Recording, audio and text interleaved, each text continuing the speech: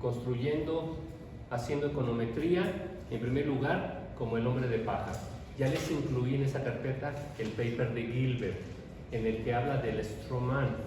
Y el Stroman, y lo vamos a ver en el PowerPoint, también ahí hay un pantallazo, es ese que dice, esta es mi teoría, es la buena, construyo mi especificación, estimo, hago algunas pruebas y ya, confirmé mis creencias, el hombre de paja. Entonces ahorita empezamos así, en lugar de operar de lo general a lo particular, empezamos operando de lo particular a lo general, es decir, como hombre de paja, ¿de acuerdo? Y es lo que les van a pedir típicamente allá afuera. Por eso en la economía hay charlatanería con ideología y hay fraude en las ciencias, como ya vimos, mucha literatura, ¿de acuerdo? No hay método científico, con otras palabras. Entonces estamos inspirados ahorita por el premio Nobel Robert Solow, sus dos papers del 56-57, en el cual introduce el residuo de Solow, el cambio técnico, que hoy se llama productividad multifactorial o productividad total de los factores. ¿Vamos bien?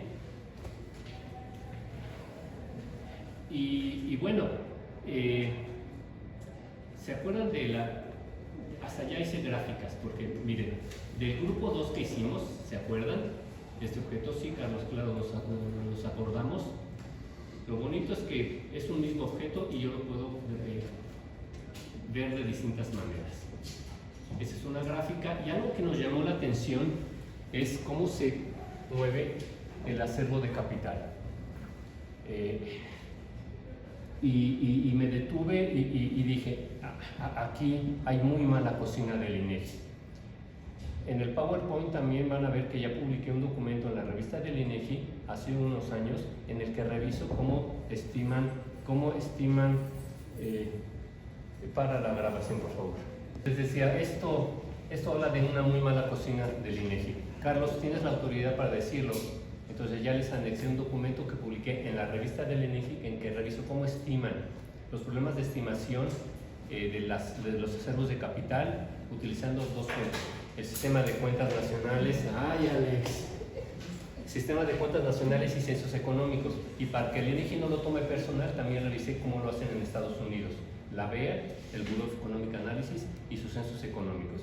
Y más adelante les hablaré de algunos detalles, ¿no? Que en realidad son complejidades estadísticas para poder estimar los acervos de capital. El problema es que al final del día nos proporcionan esta serie que no importa el estado de la economía, crisis chiquitas o grandotas, esto va para arriba, ¿de acuerdo? Y esto entonces ensucia todavía peor nuestros resultados econométricos y por tanto nuestras conclusiones cualitativas, ¿sí? Y lo primero, lo más claro, es que hicimos la regresión y esta regresión, bueno, generé una gráfica y ya la tengo y ya la puse en el formato conveniente, Times New Roman, y me la puedo llevar a un formato de documento, por ejemplo, y es lo que tienen que aprender a hacer, ¿verdad? Máxima calidad en cualquier cosa que hagan. Y la regresión, y esto salió requete bonito, ¿verdad? Porque tenemos bueno, todas las variables salieron significativas. Ya sabemos que la constante son logaritmos naturales, en primer lugar, de un lado y de otro. Rafa, me habías hecho la pregunta, ¿y de dónde salieron? ¿Verdad? Es que, a ver, escribí la función de producción como se escribe, la manera más grandota que puedo hacerlo. Separo el cambio técnico neutral y tengo la función de K y L, ¿verdad? También lo puedo escribir así y lo incluyo todo, ¿verdad? Todo es cuestión de cómo se dice. Pero otra manera de expresar eso también es así.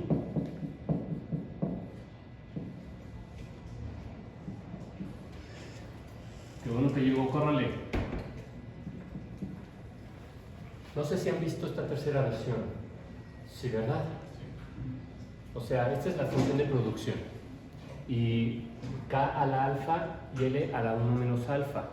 Y esto hace referencia a las participaciones en el ingreso y detrás están los productos marginales de K y de L, ¿verdad? Pero es eso, es una función en el que A por K por L y además K y L están a una potencia, ¿de acuerdo? Y ya sabemos que alfa más 1 menos alfa es 1, ¿de acuerdo?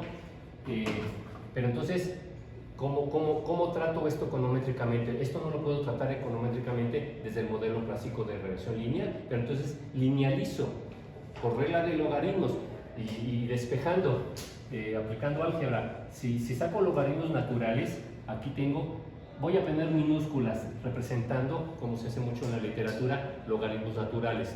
Esta es Q, la producción, pero ese es el logaritmo natural de Q, minúsculas. Y entonces eso ya tengo A más alfa K, pero es minúscula, más 1 menos alfa L más UT. Y ya, esa es mi especificación.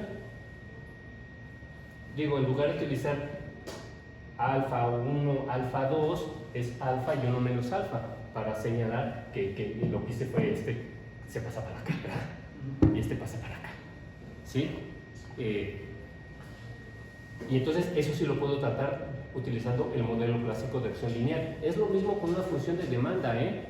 O sea, típicamente vamos a modelar, ya sea inspirados en una función de producción o en una función de demanda, en el que hay dos efectos, el efecto ingreso y el efecto precio, que tiene que ver con el efecto sustitución, y también son productos y linealizo, ¿de acuerdo? Es decir, pongo todo en formato logaritmo natural, y así lo pueden escribir utilizando como molde el modelo clásico de regresión lineal. Esta discusión tiene que ver con las formas funcionales, ¿sí? El meollo. Al hacer esto, al yo utilizar logaritmos naturales de un lado de otro, estos productos yo no los puedo utilizar en una regresión con el modelo clásico, y tampoco alfa y 1 menos alfa, pero linealizo y entonces ya obtengo esto. Y este es alfa, digamos, y este es 1 menos alfa, ¿de acuerdo? Es decir, esta es la elasticidad ligada al capital y a la producción, y esta es la elasticidad ligada al empleo y a la producción, ¿va? Es decir, por cada punto porcentual que creció el acervo de capital en este periodo, del 90 al 22, el PIB mexicano en volumen, base 2018, creció apenas 0.10%. Y por cada punto porcentual que crecieron las horas trabajadas, la economía creció 1.32%. Es decir, leído rápidamente como en el clásico, que la economía sigue siendo intensiva en L y no intensiva en K. ¿De acuerdo? Son logaritmos naturales. Esto representa la productividad multifactorial. Lo pueden hacer desde sus teléfonos, ¿no? ¿Cómo deshago este logaritmo natural? Es decir, ¿qué numerito es este? Esto es un logaritmo natural. Entonces, ¿qué operación se hace? El exponente. Le sacan el exponente a esto, ¿verdad? Lo importante del caso, va a salir bien raquete chiquito, pero lo importante del caso, y le puse 5 minutos ya, también modifiqué eso, es que es significativo. Y mucho, menos 7, ¿de acuerdo? Entonces, es un número positivo, no podría ser negativo. Esto lo discutió Robert Solow, es muy interesante, ya les puse su paper, porque es el primero que se le ocurre esto. Hoy todo esto nos parece evidente, ¿verdad? Sí, para crecer compramos más K, más L e introducimos el cambio técnico. Es de sentido común, ¿saben? Pero en los 50 esto no se tenía claro, y son sus papers seminales y por eso ganó el Nobel. Y fue el primero que, utilizando cuentas nacionales de Estados Unidos, estimó el residuo de Solow, la productividad multifactorial. Y hay una nota en que él dice, y qué bueno que me salió positivo, porque si me sale negativo no hubiera tenido cómo explicarlo. ¿De acuerdo? Entonces, ¿cuánto es eso, Rafa? Me salió 0.0001. ¿Es consistente? Sí. es consistente. Uno, aunque el acervo de capital, aquí la cosa, esto no es consistente, el acervo de capital va para arriba, va para arriba, va para arriba, no importa las crisis que hayamos tenido y la profundidad de esas crisis. Primera cosa que nos habla de la cocina. Dos, obtuvimos una elasticidad ligada al capital bien chiquita. Bueno, vale, pero significativa. ¿Y cómo es la productividad multifactorial? O sea, el cambio técnico. ¿Cuánto le aporta al crecimiento? Pues bien poquito, ¿verdad? El punto es que por lo menos salió significativo. Este es el criterio estadístico, ¿eh? Lo otro es de qué tamaño. Pero el primer criterio es, salió significativo. En muchos otros estudios que había hecho, no había salido significativo. Y era consistente con otra literatura, que dicen que en México no hay cambio técnico. O sea, seguimos produciendo, utilizando AL y explotando y sobreexplotando AL, ¿verdad? Porque es barato y no hay movimiento obrero. Ya me fui hasta la cocina. ¿De acuerdo? ¿Sí te acuerdas que me preguntaste esto, Rafa, la clase pasada?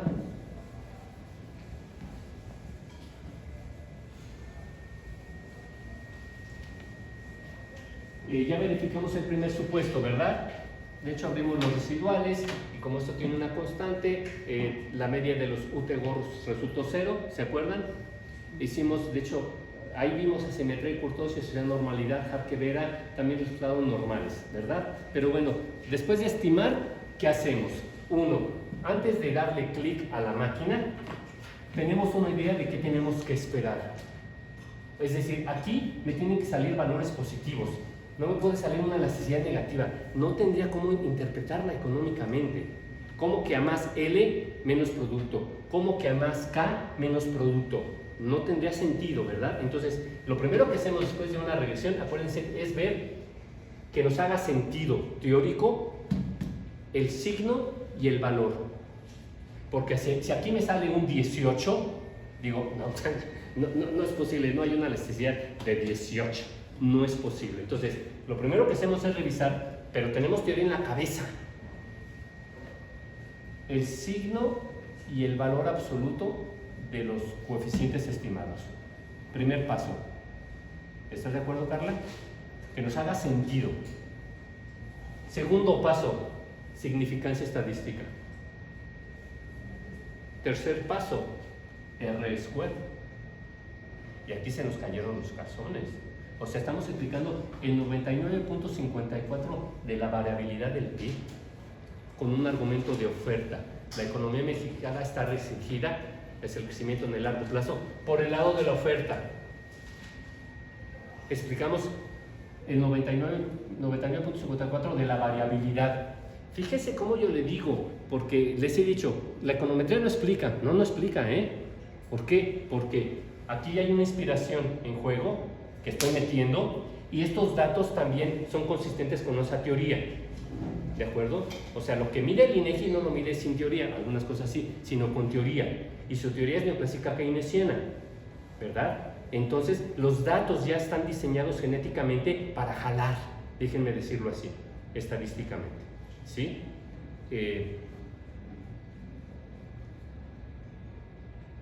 Aún así, yo les digo, de repente, explica, pero es una explicación en términos de la variabilidad.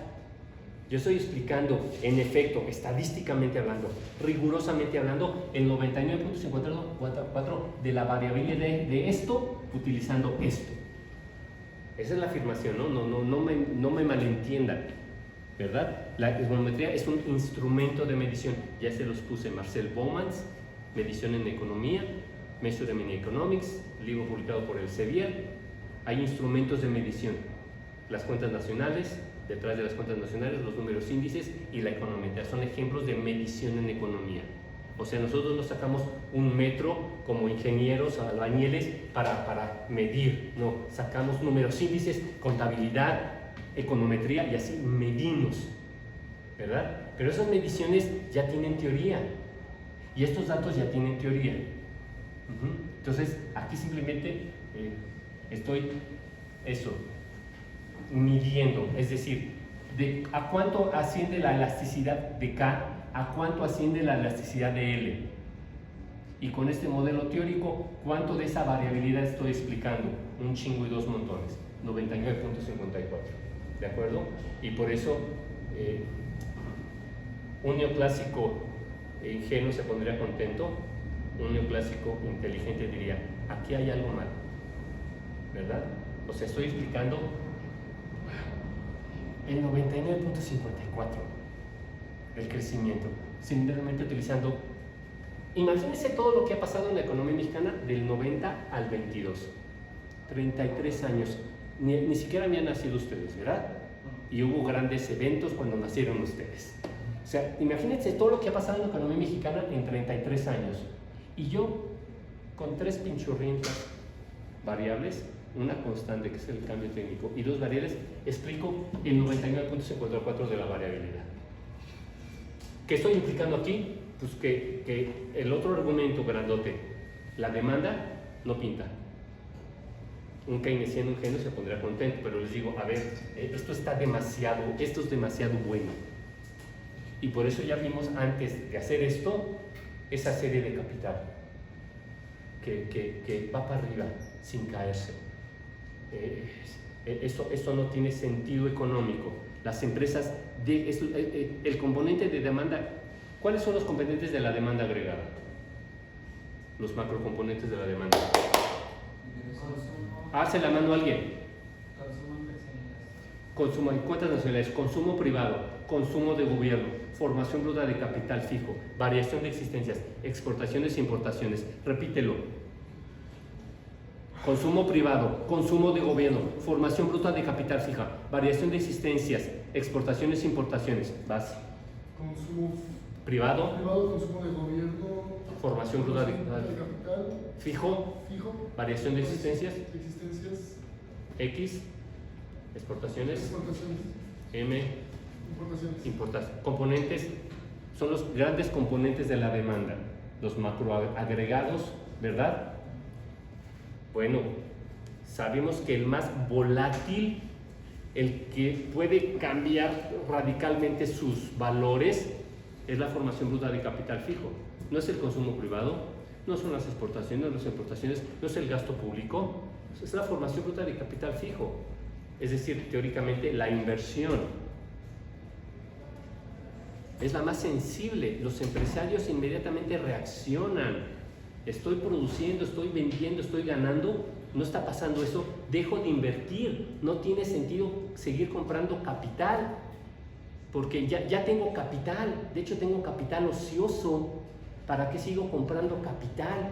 Si no estoy vendiendo, no estoy ganando, estoy perdiendo dinero. ¿Entienden? Tan simple como esto, ¿sí? Entonces, ¿cómo que en la serie del capital del INEGI siempre va para arriba? No tiene sentido económico. No tiene sentido económico, ¿verdad? Pero es su cocina y muy mala en este caso. Y claro, miren cómo nos impactó. Miren, ¿por qué obtuvimos esto?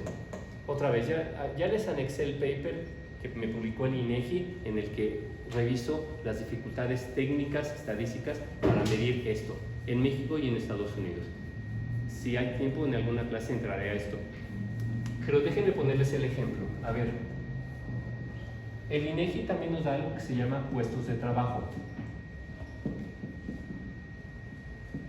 Pero esta medición de puestos de trabajo no es independiente al PIB. Y nos los dice el INEGI en una pie de página. Nos dice, el INEGI levanta encuestas y así determina cuántas personas tienen trabajo y cuántas no, y cuántas horas trabajan. Las encuestas continuas de empleo, ¿de acuerdo? Pero también nos da una estadística que se llama puestos de trabajo, pero nos aclara que esta medición, 50 y tantos millones de puestos de trabajo, los que sean, son derivadas del PIB, es decir, tiene el dato del PIB y aplica un coeficiente técnico desde la función de producción y dice, para producir este tamaño de PIB necesito, dados esos coeficientes técnicos, tantos puestos de trabajo. ¿Me expliqué? De manera que si luego llega un investigador, y hubo uno muy famoso aquí, un profesor muy galardonado, que hace la regresión de PIB contra puestos de trabajo y obtuvo lindezas como estas. Pero ¿cuál es el meollo estadístico? Espero que ya lo hayan visto. Que estás explicando el PIB con los puestos de trabajo. Pero lo que hizo el INEGI antes fue calcular los puestos de trabajo a partir del dato del PIB. Ah, claro. Y entonces luego explicas el PIB por los puestos de trabajo. Puestos por decir, son explicaciones casi perfecta. Exactamente. ¿De acuerdo? Coeficientes técnicos. Lo hace cualquier instituto de estadística. ¿De acuerdo? Lo importante es leer las notas a pie. ¿Sí? Otro. Páralo, por favor. Entonces, a ver, mi sospecha es que aquí hizo lo mismo, pero no nos los dice. El pequeño detalle, el pequeño gran detalle es que no nos está diciendo esto, que esa serie de capital no la obtuvo con los censos y trabajando los censos, apilando la formación bruta, el método de inventarios perpetuos, sino la reajustó utilizando algunos coeficientes técnicos y este dato salió de este dato.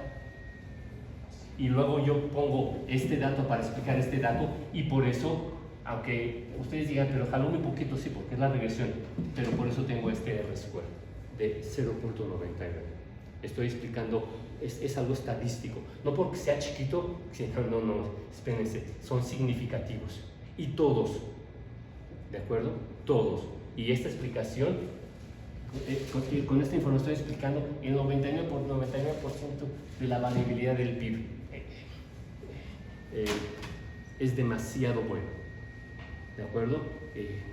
Y hay que argumentarlo, espero haberlo argumentado inicialmente, ¿de acuerdo? Pero Vas.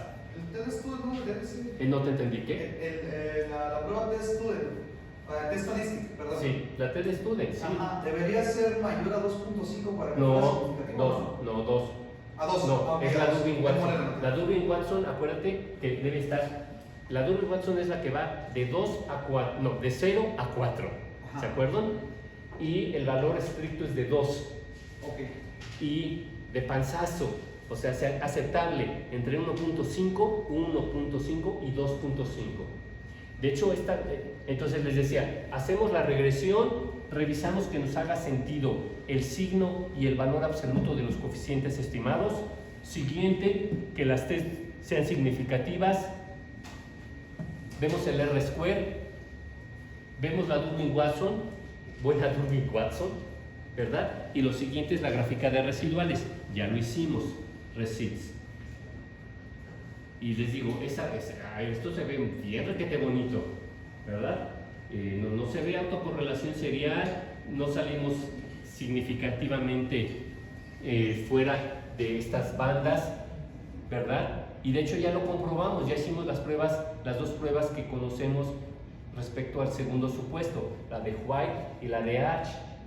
Y nos llevan a la conclusión cualitativa de que nuestros residuales son homocedásticos y no heterocedásticos.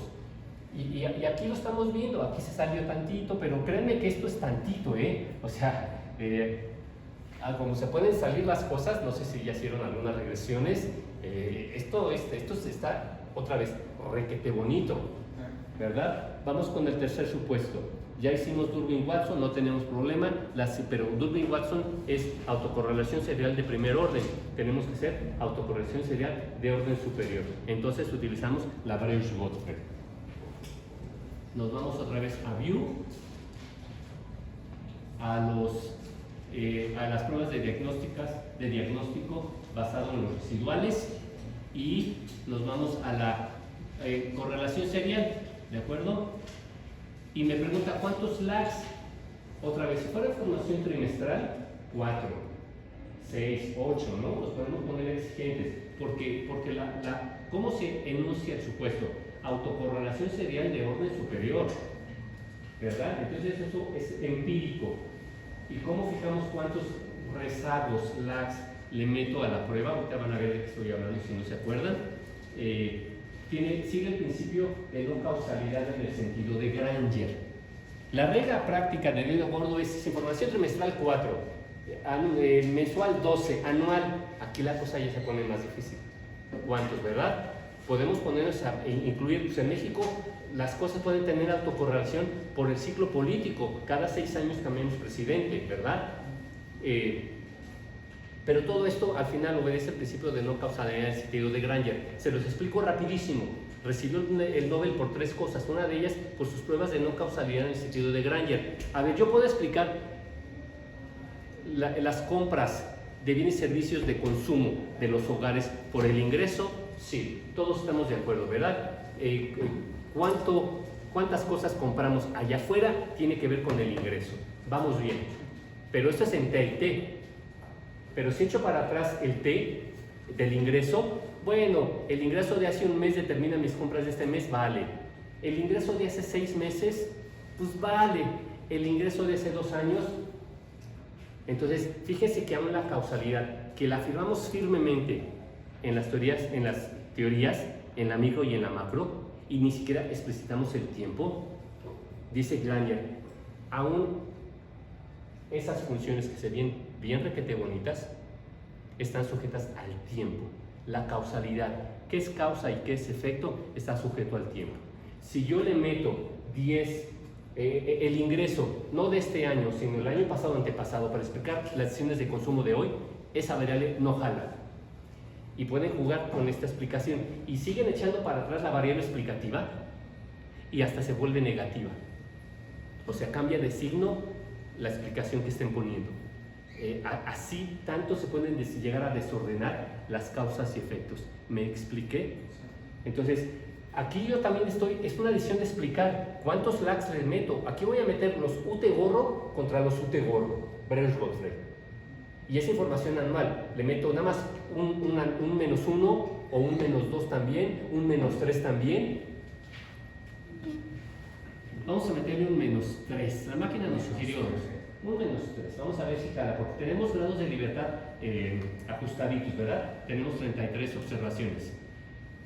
Abajo, otra vez, vamos a leer la regresión auxiliar. Acuérdense que son los UT gorro explicados por los UT gorro -1, -2 y -3.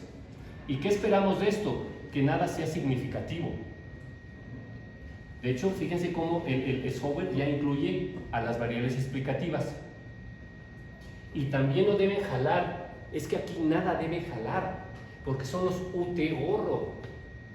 Y si son aleatorios, como tienen que ser, no informativos, no sistemáticos, me importa un cacahuate que meta aquí. Aquí no puede haber regresión espuria.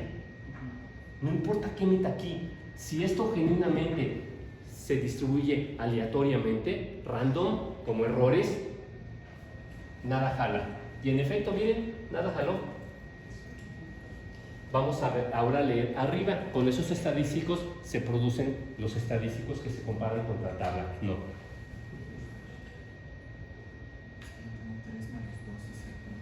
Shh. Ahorita no ya. Ahorita me lo platicas. Raúl, de eso, tu conclusión. Es una clase, tienes que seguir. ¿Para dónde voy yo, Raúl? Conclusión. Pues ambos errores son... ¿Cuáles son los errores? Ambos valores, perdón, son menores a 0.5, por lo que tenemos que rechazar la hipótesis nula. ¿Ambos son menores a 0.05? No, son mayores, perdón, a 0.005. 0.05, repítelo, 0.05. 0.05. Son mayores, entonces te quedas no con la nula. Sí, tenemos que aceptar la nula. ¿Y cuál es la nula en este caso? De normalidad, no, de ausencia de autocorrelación serial. ¿De acuerdo? Raúl, somos un equipo, todos y todas, ¿de acuerdo? ¿Sí? Ahorita comentas todo lo que quieras, ¿va? Entonces, pero es que es por procedimiento, les estoy enseñando. Lo primero es leer la regresión auxiliar, porque de los resultados de la regresión auxiliar dependen esos valores. Porque aquí lo estamos viendo. Este valor se obtiene multiplicando. Háganlo. Multipliquen con todos los dígitos, por favor. No, eviten aquí. Se los dicto. 0.166838. ¿Ya lo tienen? 0.166838. ¿Ya lo tienen? Por 33. No me den su resultado. Por 33. ¿Cuánto les dio? 5.505659. Perdón, le creo más a eso. ¿Por qué? Porque no nos puso los dígitos. Pero eso es muy interesante. O sea, necesitamos siempre utilizar los máximos dígitos después del punto, ¿eh? Sí. Pero entonces, y esto es una, aquí no los dice, una G. Y entonces, esta es la G. Y aquí está la nula y aquí la alternativa. Y lo que nos está reportando es que no nos dice cuánto es esto, lo podríamos buscar en tablas, pero me dice que este valor está por aquí, no sé, está en la zona 5.50, está en la zona de no rechazo de la nula. Entonces, ¿de dónde salió este valor de ahí? Por eso te digo que es por procedimiento, Raúl. O sea, tenemos paso 1, paso 2, paso 3, ver los resultados de la reacción auxiliar, entenderlos, y después ya, si queremos, nada más leemos esto, y ya sabemos que esta es la probabilidad de la ocurrencia de la hipótesis nula, y que el corte está no en el 0.5, sino en el 0.05, por eso te dije, repítelo, para que lo fije tu cabecita, ¿va? Ausencia de autocorrección serial de orden superior. Pues es que nuestra regresión está bien chipocluda. Los neoclásicos deberían vivirse si ya los maltratan un poco los keynesianos y los keynesianos del mundo, que se vengan a México y miren nuestras regresiones, ¿verdad? Y al INEGI, de fondo, ¿no? O sea, el INEGI es el mago, ¿no? Es el mago, ¿no? ¿Qué cosas descubre uno?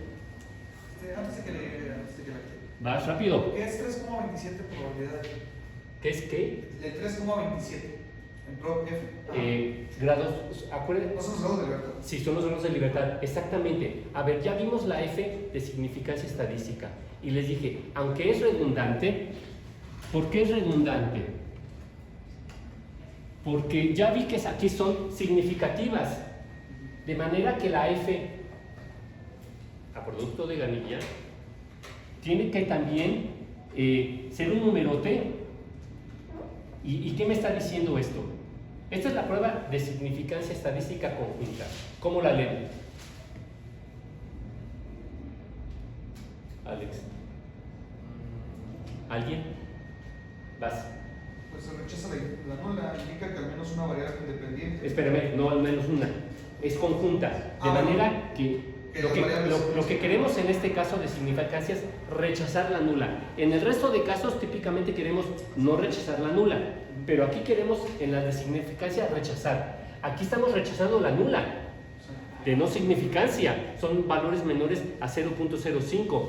Y aquí también en la conjunta queremos rechazar, y esto salió requete bonito, porque 0.000, o sea, con esa probabilidad tenemos la confianza de rechazar la nula. O sea, aquí estamos llenos rebosantemente de significancias estadísticas. Pues ya lo sabíamos, porque aquí ya vimos esto. Por eso les dije es redundante, pero nos detuvimos una clase revisándola, porque es una prueba muy interesante, porque nos hace pensar en la regresión restringida y no restringida, la restricted y la unrestricted, ajustado por grados de libertad, y la F es un cociente, ¿verdad? Y entonces no podemos tener numeritos en la tabla, porque son muchos, porque se ajustan por grados de libertad por un lado y por otro, pero la hicimos. Y aquí nos está marcando la prueba, cómo ajustó por grados de libertad. ¿Sí? Siguiente, cuarto supuesto. ¿Qué hago? Rápido. ¿Qué dice el cuarto supuesto? Ahora dímelo completito, Carlita, por favor. Dilo bien, con calma. Es retador, ya lo sé, es retador. Se vale equivocar. Pero allá afuera no puedes decir exogeneidad nada más. ¿Estás de acuerdo? Si no tienes que elaborar. Vas. Que la variable, bueno, que y es descrita por x, pero x no es descrita por x. Muy bien. Entonces, quiere decir que en ese modelo general en que el yt es igual a alfa 0 más alfa 1 xt más ut, xt causa yt, pero yt no causa xt. Es decir, xt es exógenamente débil respecto a yt. ¿Ibas a decir algo? Eso, ¿de acuerdo? Pero mire, aprovechémonos de ese entusiasmo. ¿Nombre? ¿Sí? Jimena. Jimena, ¿y cómo le hago para explorar esto? ¿Qué le pincho? ¿Dónde está la prueba? ¿Qué hago? Soy de lo peor, ¿verdad? Jimenita, no me respondas con una pregunta como si fuera pregunta. Dame la respuesta concreta. Piénsenla, cómo ataco el cuarto supuesto. Piensen, revisen sus apuntes, hagan algo.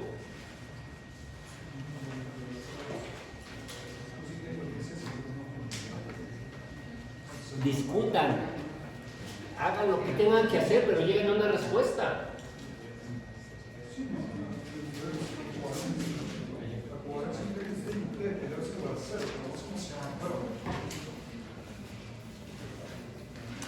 Uy, a ver.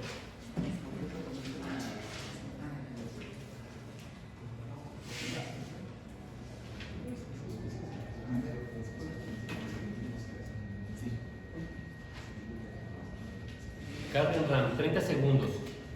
30 segundos.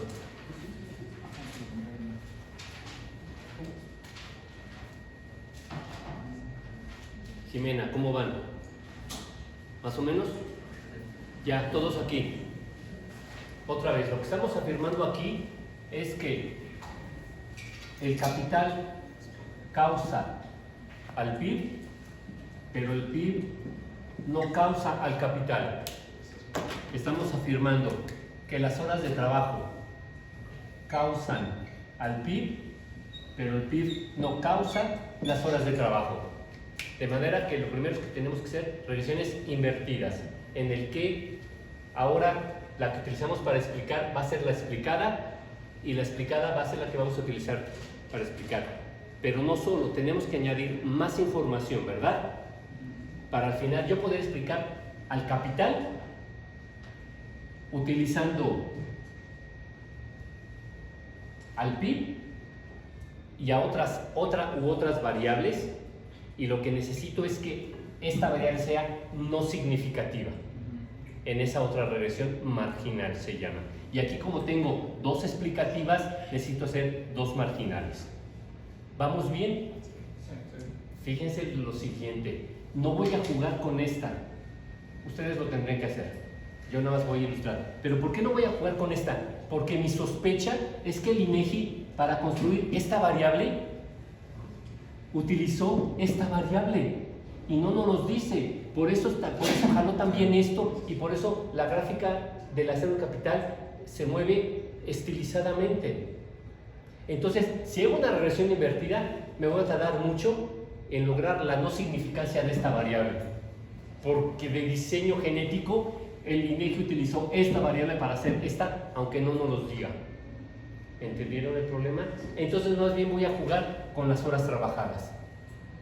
¿De acuerdo? Y va a ser un problema porque no pensé en eso al hacer la base de datos.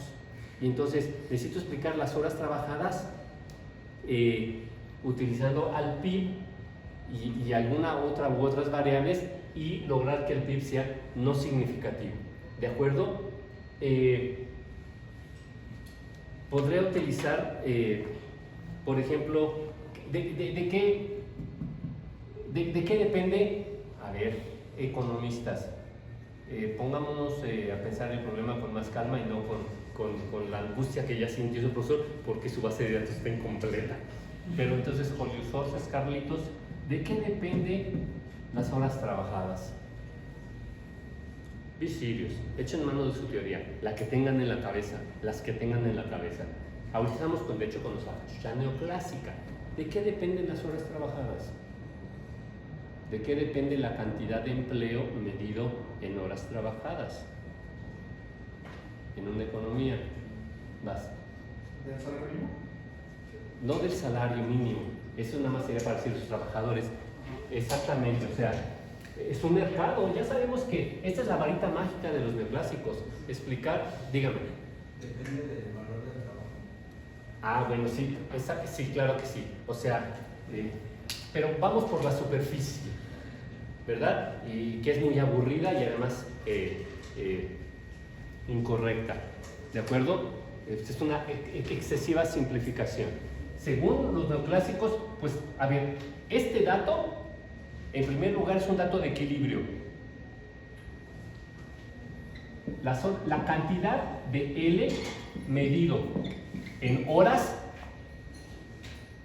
que hay en la economía mexicana, cada T tiene que ver con este precio del trabajo, que es un precio en términos reales, ¿verdad? Esa sería nuestra afirmación neoclásica, ¿de acuerdo? Y de hecho, esto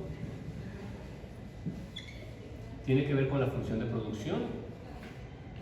Aquí estamos maximizando. Esa es la función de producción. Esto es QL. ¿De acuerdo? ¿Se acuerdan? Es neoclásica básica. Aquí estoy poniendo la función de producción, ¿verdad? Y ese es el punto de maximización. Y si ese es el salario de equilibrio, y por tanto es la cantidad de oferta, la cantidad de horas trabajadas, ofrecidas y demandadas, ¿es la misma? Sí, estoy en equilibrio, esa es la maximización. Y eso es un resultado del mercado. ¿De acuerdo?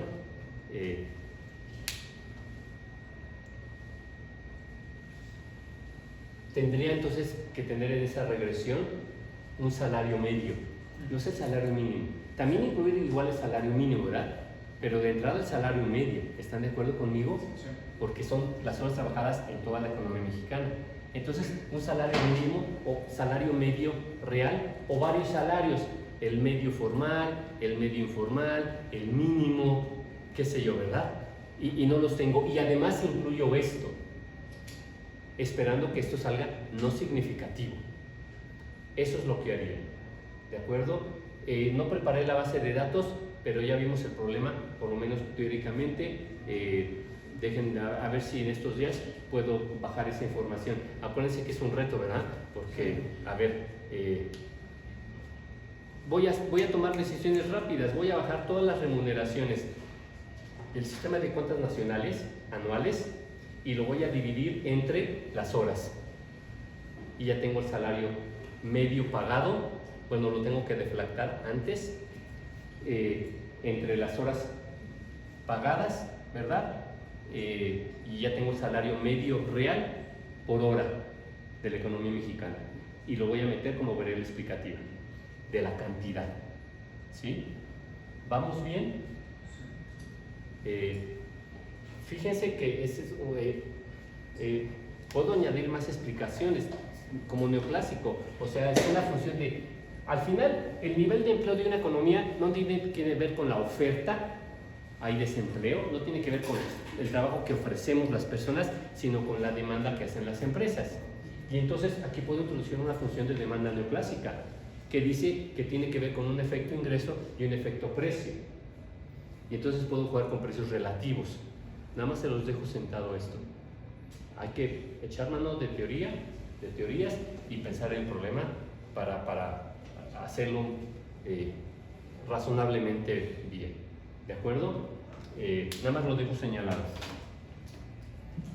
Y claro que, oye, pero el meollo es que este salario sirve para la producción y reproducción de la fuerza de trabajo.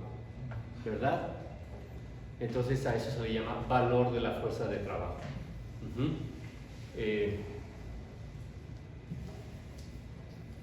¿Y se puede violar esta regla? Claro que sí, los mercados la violan, ¿verdad? Y entonces tenemos salarios que, como los se llaman, por ejemplo, la literatura no marxista, no hay salarios dignos, ¿de acuerdo?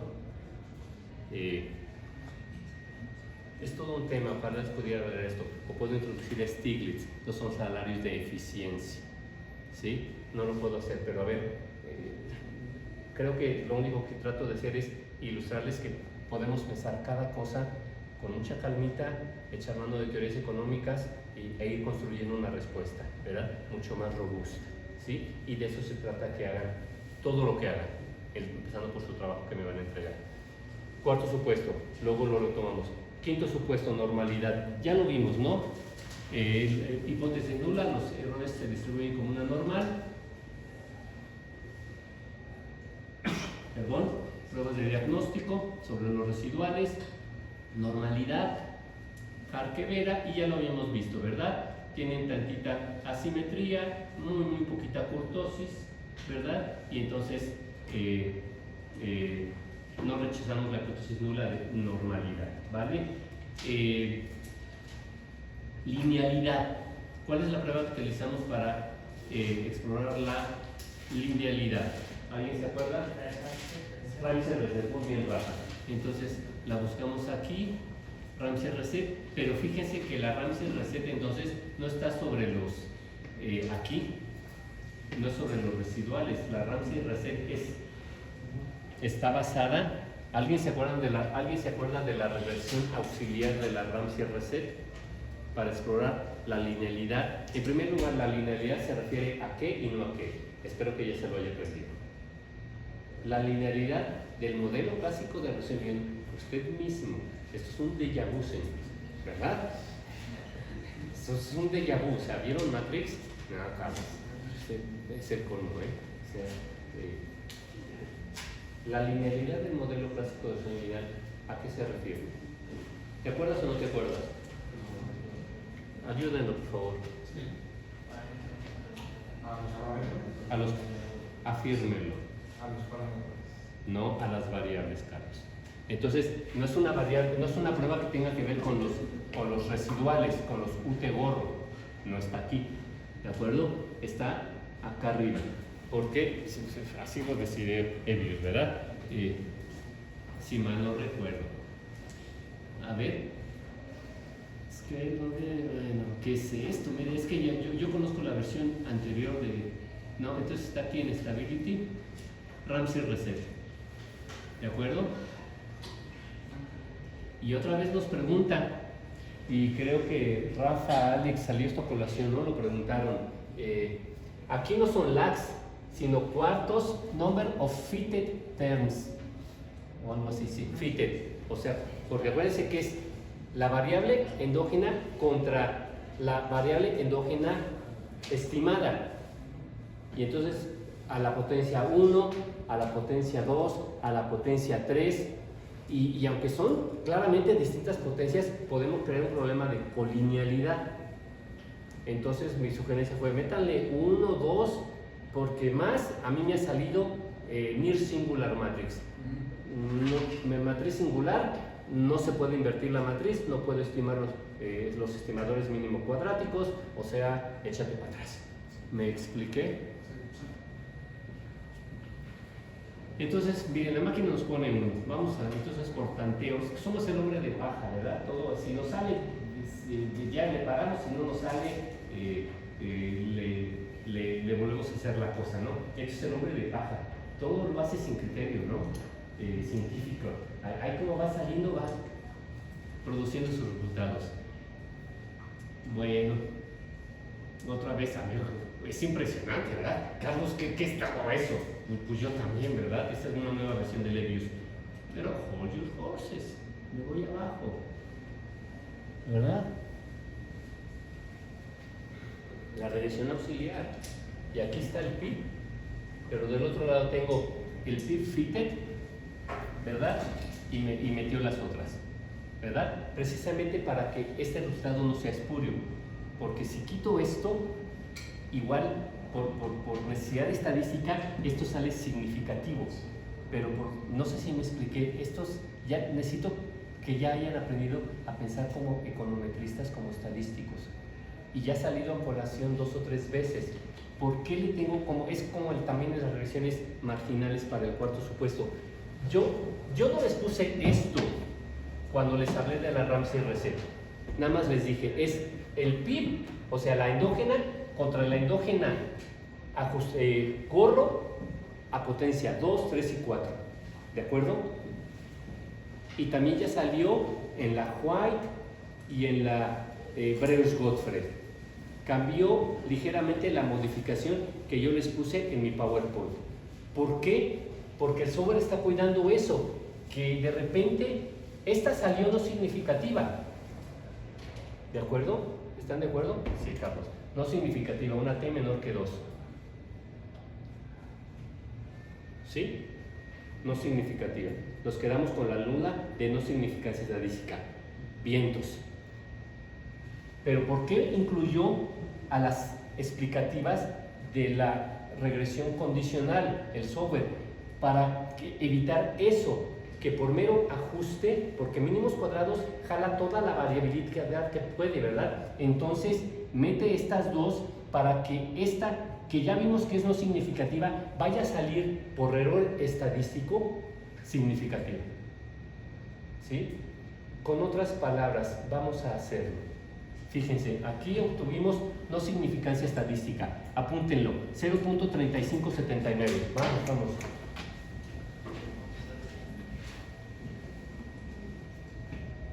Ahora, ¿qué voy a hacer? Voy a generar. Tengo los residentes. Entonces, primero tengo que generar el fitted, ¿verdad? Y el fitted es igual a el logaritmo del PIB 2018 menos los residuos. ¿Están de acuerdo conmigo? Alex, ¿estás de acuerdo conmigo? Te he regañado porque te he dicho, tienes que sabértelo ya. Otra vez. ¿Qué estás haciendo, Carlos? Vamos a ver, ¿dónde está el fitted? Abajito. Gracias. Entonces, creé la endógena gorro. Nuestra endógena es el logaritmo del PIB 2008 y le quité los receipts y ya tengo entonces la fitted. ¿De acuerdo? ¿Vamos bien? Si alguien no entiende, bueno, pregunten. Ahí están. Y son logaritmos naturales, ¿verdad? Vamos a cerciorarnos. ¿Qué hiciste, Carlos? No te entendí. Va de nuez. Entonces, dame la gráfica show de los fitted y del logaritmo del PIB 2018. O sea, muéstrame la gráfica del PIB que nos da INEGI como logaritmo natural y el fitted de nuestro modelo. Y ya vimos que se sigue muy bien. ¿Se acuerdan? Sí, Carlos. Vamos a hacer la gráfica, que es la que hacemos con los receipts. A huevo. ¿Verdad? ¿Quedó claro? ¿Qué voy a hacer? ¿Qué es lo siguiente que voy a hacer? ¿Qué es lo siguiente que voy a hacer? Generar. ¿Qué es lo siguiente que voy a hacer? Fitted al cuadrado. Es decir, fitted por fitted. Ajá. Y ahora voy a hacer una regresión del fitted contra el fitted al cuadrado. La Ramsey reset sin los logaritmos de K y L que me metió y que les dije, ¿por qué lo hace el software? Para evitar significancia espuria del fitted gorro. ¿Sí se entiende, Carlita? Más o menos. Ya mejor ni me dicen, ¿verdad? Jimena, ¿más o menos se entiende lo que estoy diciendo? Miren, yo sé que son muy lindas y lindos conmigo y me dicen que sí, ¿verdad? Creo que es para evitarse, ¿verdad? Muchas complicaciones conmigo, pero, ¿verdad? Ojalá se hubieran aplicado más. Ahorita ya estamos haciendo econometría. Y estoy viendo, a ver, analizando qué estamos obteniendo y verificando y entendiendo, ¿verdad? Y en eso estoy entretenido y mucho, y algunos me siguen, otros no. Pero lo que estamos haciendo está interesante. Vamos a hacer nuestra propia regresión. Quick Estimate Equation, el fitted contra constante y el fitted 2, o sea, el cuadrado.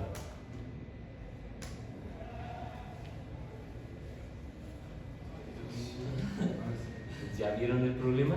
Sí. Y estoy explicando una variable tal cual por su cuadrado. A ver, no tienen que ver, neta, o sea, pensaremos eso, ¿verdad?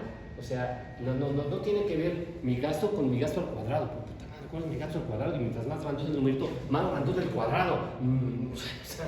¿Verdad? Sí.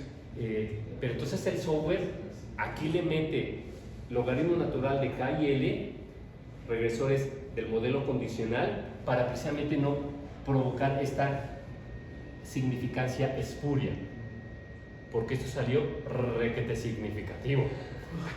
¿Cuándo habían visto una T de 1000? ¿De acuerdo? Quise ilustrar eso. ¿Sí?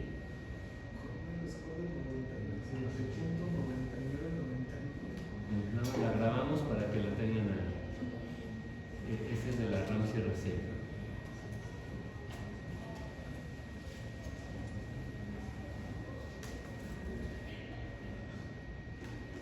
Regresamos a nuestra regresión. Solo View, Stability, Ramsey reset, emitimos 1 y otra vez.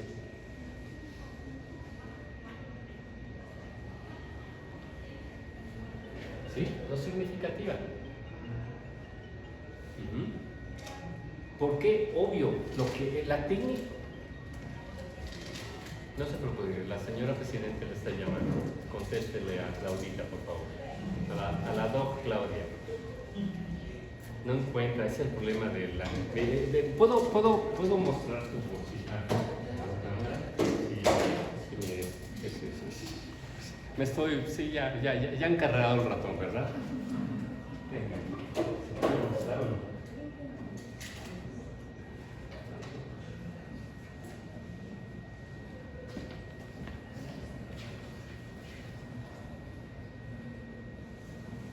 ¿Todo bien, chica? Sí, es de lo peor, o sea, pero por eso, en el modo. Esto es muy interesante, en verdad, o sea. Podemos tener resultados espurios. Ya estamos advertidos desde coeficientes espurios con Joule del 26 y regresiones espurias con Granger y Newell del 74. Todo lo que vemos puede ser no genuino, sino espurio, es decir, un mero resultado estadístico por las cosas estadísticas y las características estadísticas de las variables en juego. Pero todo puede ser espurio. Entonces es importante. Otra vez, estamos en la Ramsey reset. ¿Y por qué el software le metió esto? Porque si no, esto que es no significativo, suponemos genuinamente, sale significativo, como la prueba que yo hice a mano, ahorita, Ramsey reset. Generé el fitted, lo puse al cuadrado y luego hice mi regresión, lo hice a mano, ¿verdad? Esto es muy interesante, habla sobre su comprensión del análisis econométrico. Si no hacemos eso, esto sale significativo y ya la duda es, ¿fue genuino o no genuino? ¿Fue espurio o no espurio? ¿Va? Ahora leemos los valores ahí arriba. No tenemos problemas para leerlos. La hipótesis nula sigue el principio de simplicidad. Entonces es más fácil suponer que los coeficientes son lineales a no lineales, ¿verdad? Y entonces aquí tenemos las probabilities. Podemos revisar el user guide que está aquí y son 2 tomos y es el mejor curso de econometría teórico práctico que puedan tener en su vida, pero no tenemos tiempo, pero nada más leemos las probabilities, ¿verdad? Y aquí, bajo cualquier ambiente TF y como un ratio de verosimilitud, no les hablo de eso, en todas nos da el mismo resultado. Probabilidad de la ocurrencia, plausibilidad de la ocurrencia de la hipótesis nula. Y en todas nos quedamos en la zona de no rechazo de la nula. ¿Va? Séptimo supuesto. Séptimo supuesto. Alce la mano. Séptimo supuesto. Ay, imagínense, les dije que si ya se los tenían que saber desde hace mucho. Primero me aprendo los 9 supuestos y luego la batería de pruebas. Es ausencia de colinealidad. ¿Y qué opina al respecto, señorita? ¿Qué dice? ¿De qué va ese supuesto? ¿Quieres platicarnos o no? Los regresores son exactamente lineales, no se pueden estimar. Sí, la ausencia de colinealidad perfecta entre los regresores, ausencia de colinealidad perfecta entre los regresores, no nos habla de los utegorro, no nos habla de las causalidades si son de ida y vuelta o no, no nos habla si los parámetros son lineales o no, es un supuesto peculiar, nos habla de la asociación estadística que hay entre los regresores y nos dice, se acepta que haya colinealidad, pero no perfecta, ¿de acuerdo? Y visto desde el álgebra matricial sabemos que eso quiere decir que se pueda invertir esta matriz, porque si hay dependencia lineal, si una de estas variables es una combinación lineal de la otra, no se puede invertir esa matriz, hay dependencia lineal. Entonces, ¿cuál es el resultado de este supuesto? Ya lo tenemos, ¿qué tenemos que hacer? No han avanzado, no pasen. Recuerdo que habíamos quedado que siempre que saliera un resultado podíamos afirmar que pues, no es Pues sí, no es, el hecho de que ya nos presenta el resultado de la matriz invertida, x' inversa x' y, es el resultado de x' inversa x' y es esto, esto y esto, el vector de parámetros. Quiere decir que no hay colinealidad perfecta. Ya lo sabíamos, además, si vimos las gráficas contra el tiempo y el capital se mueve de una manera y las horas de otra manera. ¿De acuerdo? Último supuesto. ¿Qué dice el último supuesto? Estabilidad estructural del modelo. ¿Y cómo se come eso? Pues sería a partir de la prueba Cusum y las bandas. De acuerdo, pero antes, ¿de qué va ese supuesto? Octavo supuesto, el modelo es estable estructuralmente hablando. ¿Y qué carajos quiere decir eso?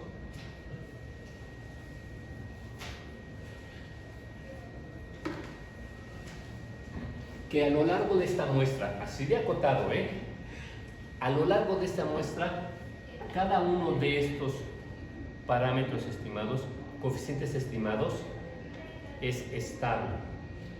¿Cómo que es estable, Carlos? Si nada más tengo un valor.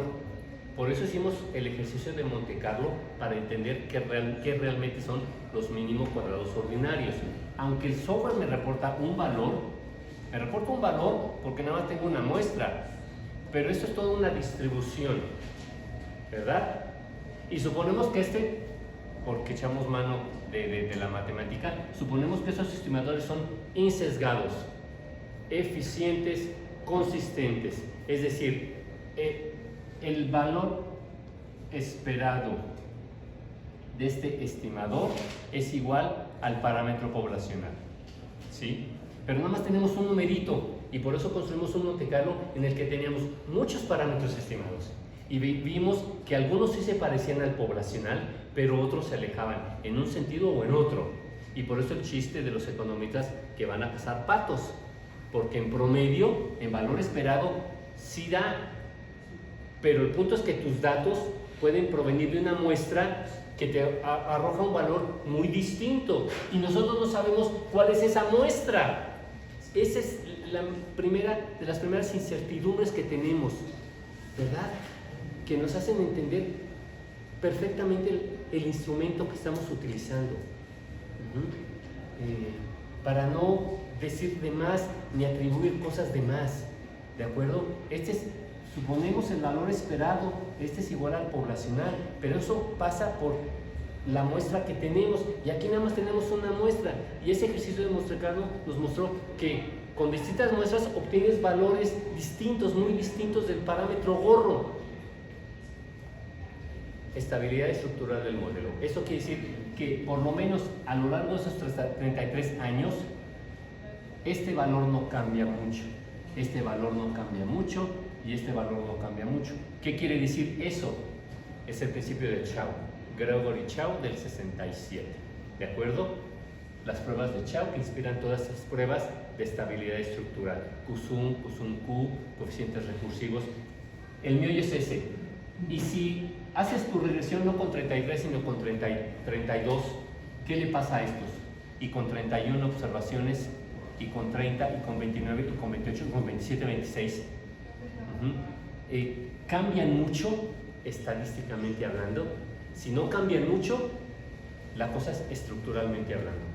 Si sí cambian, tienes un problema de que a lo largo de la muestra te da pero en submuestras tal vez esto fue mayor en algunos años y en algunos años menor, casi 0, y en promedio nos dio 0.10, ¿verdad? Entonces vamos a hacer rápidas las de QSUM, pero sobre todo después QSUM.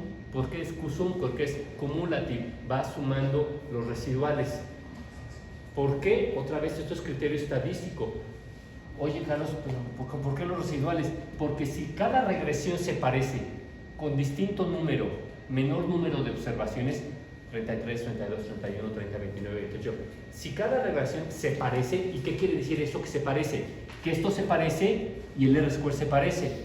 Por tanto, los residuales se parecen. Los residuales gorro se parecen.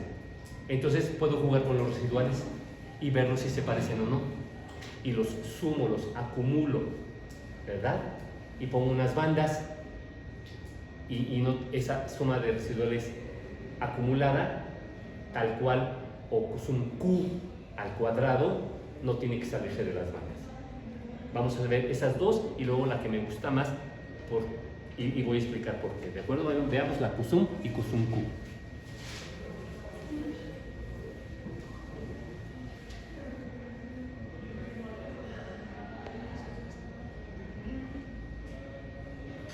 Órale, ¿dónde está? Creo que viene de la de ahí donde dice Chow. O sea, ahí De acuerdo, las de Chow. Y ahí así se despliega el menú.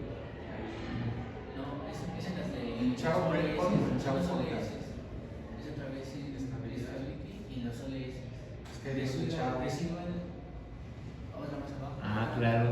Ahí. ¿El recursives? Ajá. De acuerdo, ahorita les explico por qué son recursivos. Es la que más me gusta, de hecho, la primera, y la pone. A ver, voy a hablar de la QSUM, ¿de acuerdo? Ya hablé de la QSUM, ahí está. Y claro que esto está bien chipocludo, o sea, hemos vivido, aquí la mayoría de los profesores son keynesianos, pues keynesianos han vivido en el error, ¿verdad? La resolución de la economía mexicana es por el lado de la oferta, o sea, y vean mi evidencia empírica, ¿no? Sólida, pasó pruebas, chingada. A ver, hemos hecho muchas consideraciones y no es que me ponga antineoclásico o antikeynesiano, estamos tratando de entender los límites del instrumento, empezando por los inputs, ¿verdad? Y luego lo que es el método de estimación y luego toda la incertidumbre alrededor de la estadística. Además, no hemos hablado de que esto puede ser espurio porque son variables no estacionarias, o sea, le falta, ¿verdad? Pero aunque lleguemos hasta la Z, esto se va a seguir siendo estadística aplicada. No explicamos, ¿verdad? Mostramos, estamos describiendo adecuadamente los datos, como diría Henry, ¿verdad? Pero ya vimos que hay un problema de origen, la calidad de los datos. Estamos describiendo adecuadamente a los datos utilizando esa especificación inspirada en la neoclásica. En efecto, tenemos un R-square de 0.99 y tantos. Y pasó test. Vamos bien.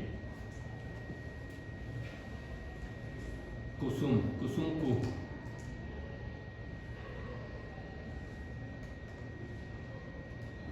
O sea, el cuadrado de los QT gorros acumulados. No tenemos problema, ¿verdad? Típico 2008 debe ser 2009, ¿no? La crisis, pero fue tantito, ¿no? Es muy interesante cómo la crisis que pegó más es esta, en estos términos, que la del 97, por ejemplo, ¿no? O la del COVID, o sea, el 2020, ¿no? Se me había olvidado omitir eso, pero es muy interesante ver cómo nuestra explicación, y acuérdense que es explicación estadística, es decir, en términos de la variabilidad, no me malentiendan, siempre que he hablado de explicación estadística, es decir, estoy explicando la variabilidad y una variable, la endógena, utilizando las variabilidades de las que están del otro lado. Entonces, aquí es muy interesante, sí, aquí se nos salió antes del 2000, cuando está la crisis del 95, no pasó nada, miren, 2008, pero aquí 2020, ¿no? También se salió bien poquito. Esto es muy interesante, otra vez. ¿Se acuerdan que me detuve en esto, pero no me acordé qué pasó en el 2020? Pues el COVID, güey, ¿verdad? Otra vez, ¿cuál es el valor, el logaritmo de los datos que nos da el INEGI? El actual, rojo, ¿verdad? Y les hablé de esto, cómo el modelo aquí sobreestimó y después subestimó. Y les debe hacer clic en el 2020 con el encierro, con el lockdown de la economía. Claro que nuestro modelo sobreestimó porque teníamos capital, trabajo, sí hubo despidos, sí cerraron empresas, pero más o menos el tamaño de la economía se conservó. Pero claro que se cayó la demanda y por eso sobreestimamos. Esto es estamos analizando ya con más ganitas cada T, y claro que después subestimamos porque se abre la economía y todos vamos a la peluquería. ¿Y qué hicieron ustedes? ¿Verdad? Iba a decir algo inapropiado, pero me cayó la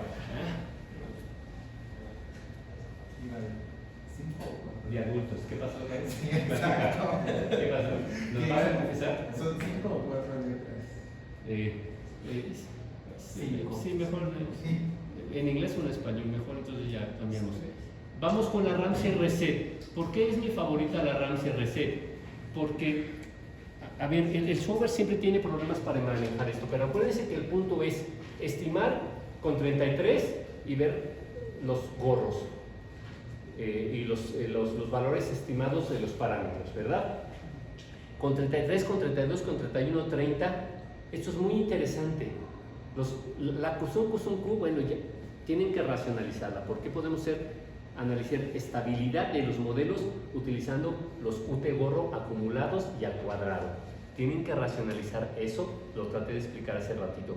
Pero una más que es la que hizo Chao, ¿verdad?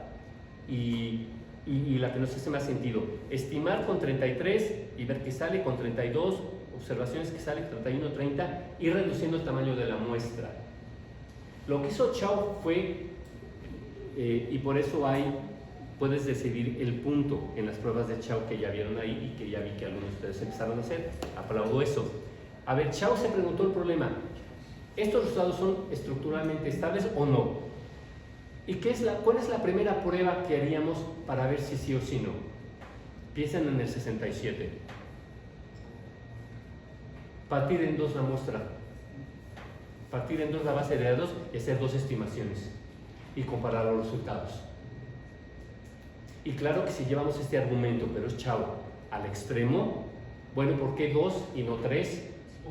¿O 4 o 10? ¿Y por qué no exploro yo si sé que pasaron tales eventos económicos de choque en tales años? Pues pruebo ese año respecto a los otros.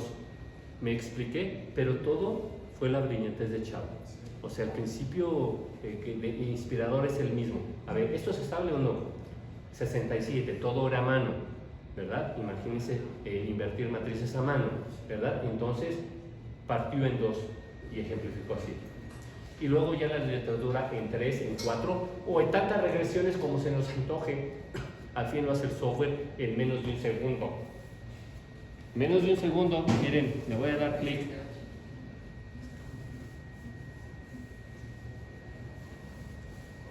Espérenme, no me gusta esa. No, este va a La coeficiente de residuos, pero es la. Aquí está. Porque estos son residuales.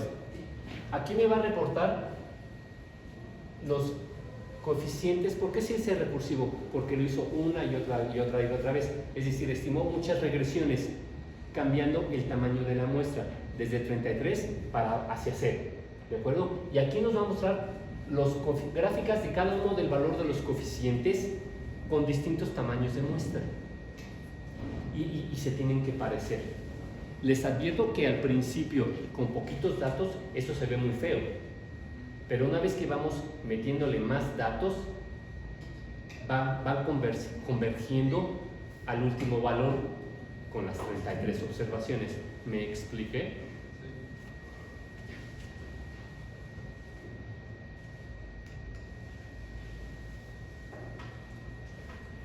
Miren, la constante, vientos, vientos. También el del capital, y mírense cómo iba para arriba tantito, luego se estabilizó y luego ya se cayó, el capital. Y el trabajo también. Pues es que todo está requete bonito. A ver, otra vez, ¿ustedes creen que así se comporta la economía mexicana en 33 años, del 90 para acá? O sea, hemos tenido de todo, buenos, malos e impresentables presidentes,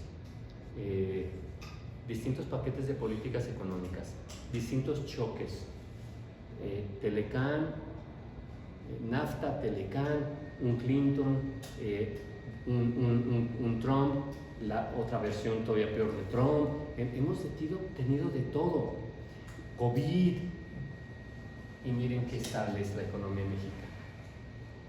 Y explicamos el 99 con el punto 50 de su variabilidad, 55 de su variabilidad.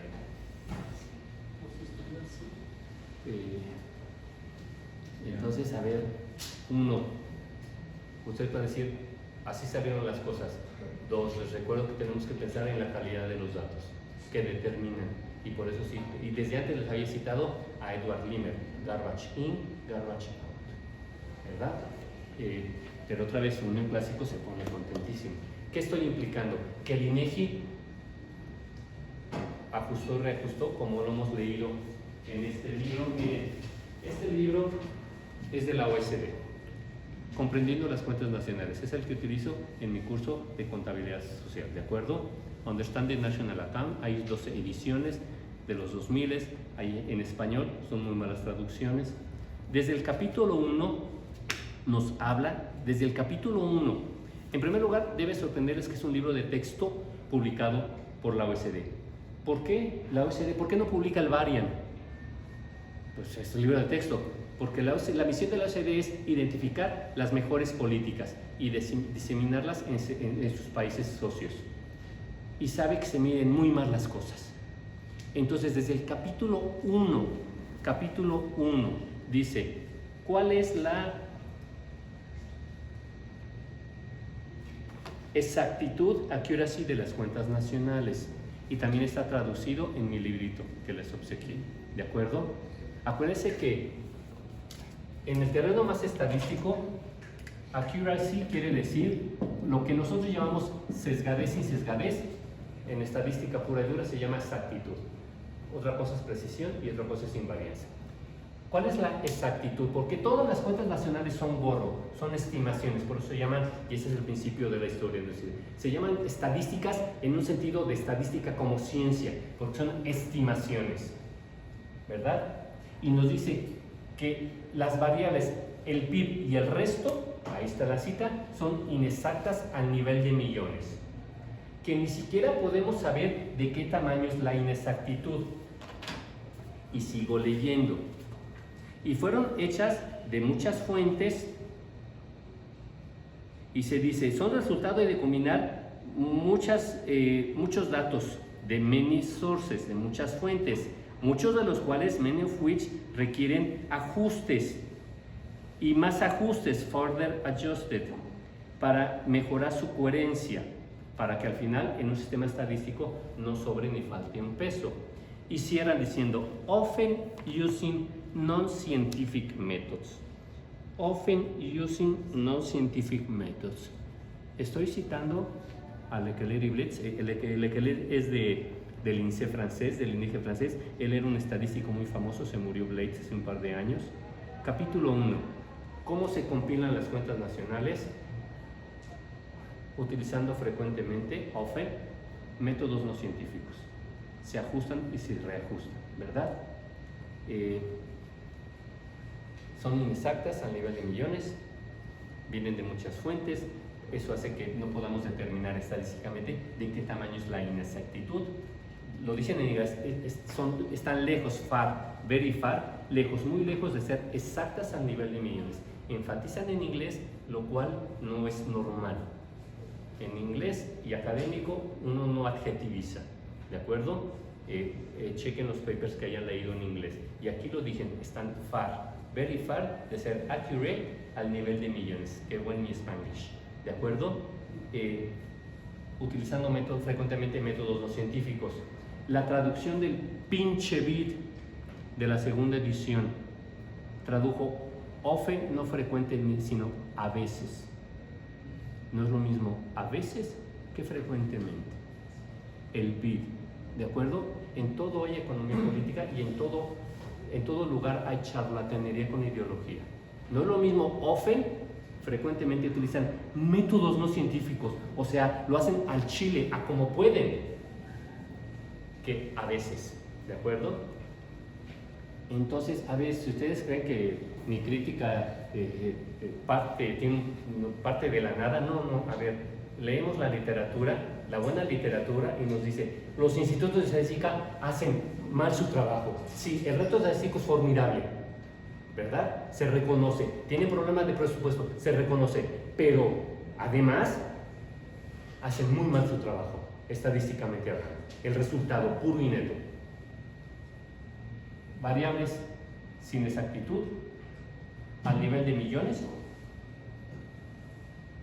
utilizando frecuentemente métodos no científicos. Ay, güey. Estoy citando a Leclerc y Blades de la OSD, segunda edición. Entonces, neta, veo estos resultados y digo, qué bonitos están, pero saben, son un producto del INEGI. Las cifras de capital y de horas trabajadas están, como se decía antes, cuchareadas. Y por eso las generó utilizando el PIB. Y ahorita yo que volteo la historia, las utilizo para explicar el PIB, todo, el PIB jala muy bien.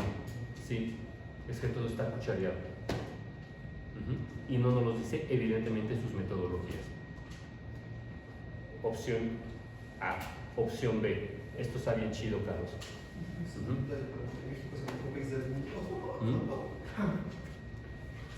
Vale, vamos con la siguiente explicación. Ahora vamos como los keynesianos, post-keynesianos. A ver,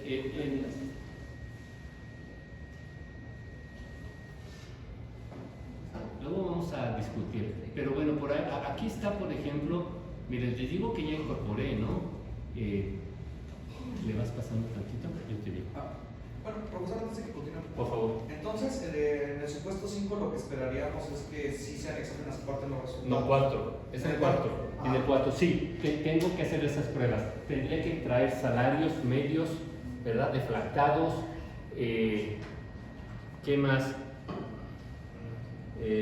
Inicialmente diría esos salarios, algunos otros precios, ¿verdad?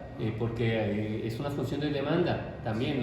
Los empresarios estrictamente contratan trabajadores, siendo neoclásico, viendo sus productos marginales, viendo en qué posición, en qué punto están de su función de producción y viendo la rentabilidad de todo esto, ¿verdad? Y viendo siempre, ¿contrato trabajadores o compro máquinas, no? Costo de oportunidad. Entonces, a ver, si quiero explorar esto bien en serio, tendría que hacer una base todavía más chipocluda.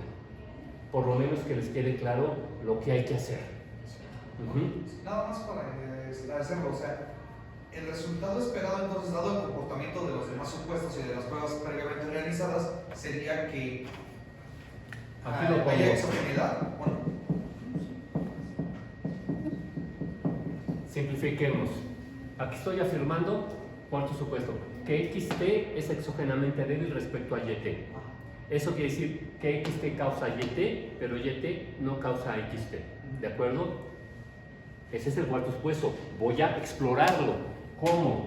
Inicialmente cambio el papel y aquí voy a poner la XT, que ahora va a ser explicada por la YT, pero además por variables que genuinamente explican a XT, según esta primera afirmación, genuinamente, porque aquí estoy diciendo esto causa esto y esto no causa esto, de manera que hasta es una incorrección meter esto, ¿verdad? Estoy esperando que esto sea no significativo.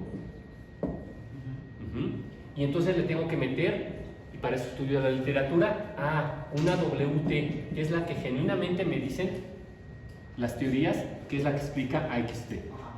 Y entonces espero que esta jale, que sea explicativa, ¿verdad? Que sea significativa,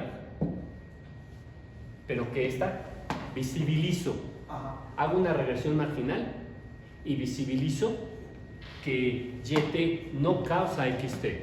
Que más bien XT está causada por WT y también típicamente un recurso estadístico por XT-1, por su rezago. Déjenme probar esta simplificación. No tengo una WT en la marginal, pero entonces voy a jugar simplemente con rezagos, a ver si con eso obtengo la exogeneidad. Lo veo difícil, ¿de acuerdo? Vamos a hacerlo rápido.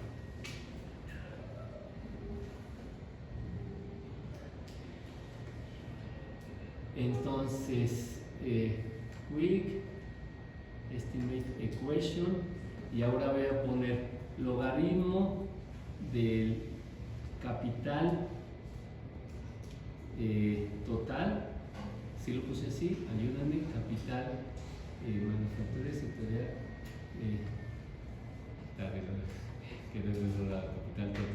capital total 2018, ahora esa va a ser mi endógena explicada por una constante, el logaritmo del PIB 2018, que esperemos que sea no significativo, y voy a jugar simplemente con rezagos, a ver si con eso, que hice, copié, que voy a hacer ahora, meterle rezagos, menos 1, ¿ya vieron lo que estoy haciendo? Sí, Carlos, rezagos a propio capital, menos 2, y pues no. Es que de hecho, a ver, la hipótesis que yo estoy poniendo es que las cifras de K y L no son directas, las produjo el INEGI utilizando como dato al PIB. Entonces va a costar uno y la mitad del otro mostrar la exogeneidad. Por diseño genético, por construcción. Exacto, por la mera característica. Y Carlos, eres un loco. Lekelary Blades. Los institutos de estadística utilizan métodos no científicos frecuentemente, often using non-scientific methods. Si le preguntan a la presidenta del INEGI o a su plutocracia, le decir que no, que ellos no lo hacen. Bueno, allá ustedes. Entonces, rápido. Ya incluí esta gráfica simplemente en el PowerPoint. ¿Cómo vamos de tiempo? 7 minutos. Siguiente. A ver, ya incluí, este es mi paper publicado. He publicado en 2 ocasiones en la revista del INEGI. Ya me sacan la lengua. Se los he puesto en inglés porque les gusta. Y en este, por ejemplo, no solamente hablé del caso mexicano, sino del caso estadounidense. Imagínense que, ¿puedo decir malas palabras? Sí. ¡Qué hueva! ¿Verdad? Tener que estudiar no solamente a cómo lo hace el INEGI vía cuentas nacionales y censos económicos, sino también a la BEA y a los censos económicos gringos, ¿verdad? Para que vean que sí, hay un problema estadístico de fondo y cosas teóricas de fondo que hay que discutir, ¿verdad? Ahí está. Siguiente. Para cualquier instituto de estadística, el objetivo de estimar el valor del acervo de capital tiene que ver con la necesidad de medir el consumo, ¿sí? Porque todo es bruto, no neto. Este es un problemota. porque la literatura nos dice que nos tendría que mostrar las cosas en términos netos, no brutos, es decir, descontado el consumo de capital. Y ahí viene el rollo, ¿de acuerdo? Siguiente. Ahí pongo, siguiente, no me voy a detener, ojalá que tengan la motivación de leerlo. Siguiente. Aquí, a ver, por ejemplo, esto es muy claro, porque estoy contrastando con censos económicos y que es clave. El INEGI, por buena práctica, cambia la base cada 5 años. Esto lo hace siguiendo la recomendación internacional, y esto lo hace utilizando mucha información y una clave, los censos económicos, que no por coincidencia se levantan cada 5 años, y así puede generar una matriz insumo-producto cada 5 años y cambiarle la base 2018, 2008, 2013, ¿de acuerdo?